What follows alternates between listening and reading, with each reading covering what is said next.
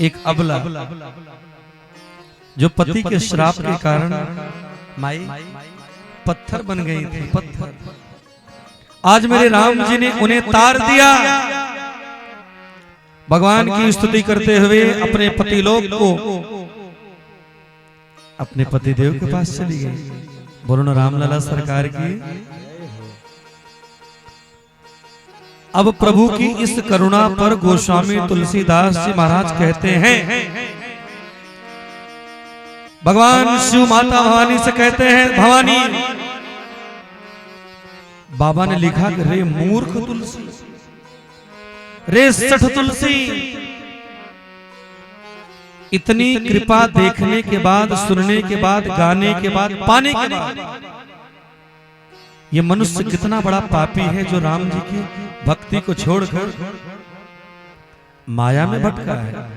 दोहा number 211 पढ़ना, बाबा लिखते हैं, ऐसा संसार में कोई नहीं है अस प्रभु दीन बंधु हरि कारण रहित दया। अस प्रभु दीन बंधु हरि कारण रहित दया। तुलसीदास सठ तेहि भज छाड़ी कपट जंजा। तुलसीदास सठ तेहि भजो छाड़ कपट जंजा। अगर इतने के बाद भी जीव को कथा में प्रेम न हो, भजन में प्रेम न हो, तो फिर वो सीधा सीधा वही तो है, असुर समूह सतावे हैं। बोलो ना जय श्री राम। लेकिन मेरे प्रभु थोड़ा यहां चिंतित हो गए। राम जी किस बात के लिए?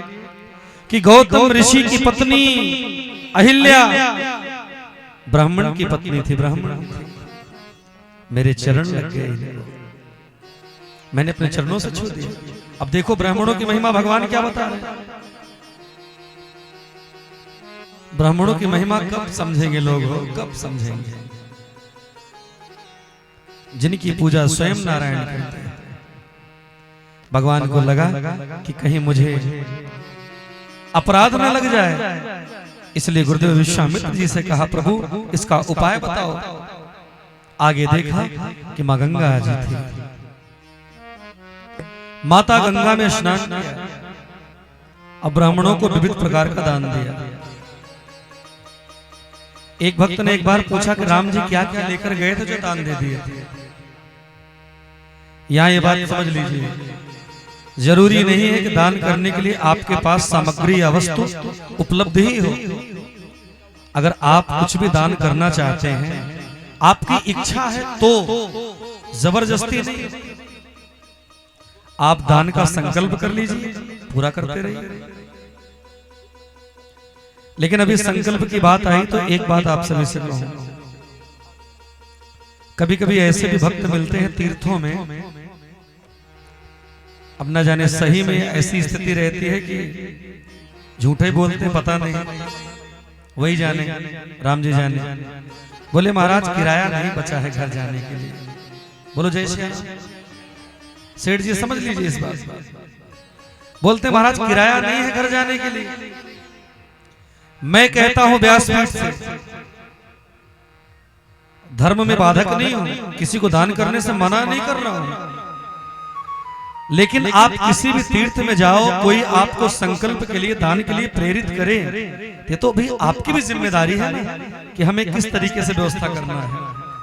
यदि आपको समझ में आता है तो आप उतने बड़े दान का संकल्प करो, नहीं समझ में आता, सामर्थ्य नहीं है तो बता दो, ऐसा नहीं।